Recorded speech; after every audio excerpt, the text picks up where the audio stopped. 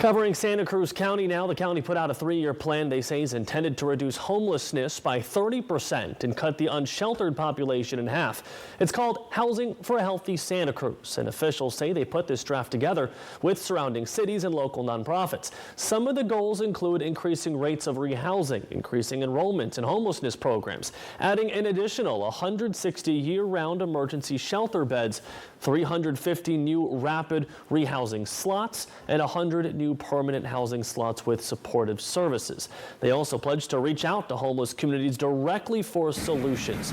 Only homeless advocates we spoke with say they're skeptical.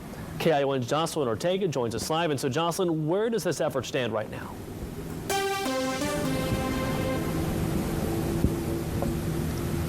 Aaron, as of right now, the officials are currently in their phase of conducting that outreach to homeless folks. And here at an encampment called the Benchlands, which is right behind the Santa Cruz courthouse, the folks say they don't just want solutions that can help them in the future years, but also right here, right now.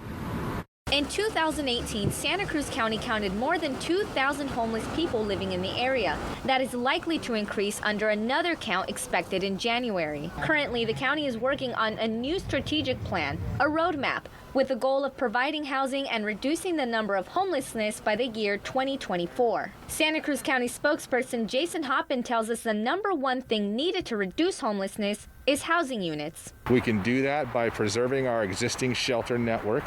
So if we can grow that shelter network a little bit more by about 160 beds over the next 3 years, provide about 360 slots for rapid rehousing, and then an additional 100 units of permanent supportive housing. If we can do those three things, we think we can reduce homelessness by about 50%. We met up with local homeless advocate Keith McHenry here at an encampment in Santa Cruz called the Benchlands.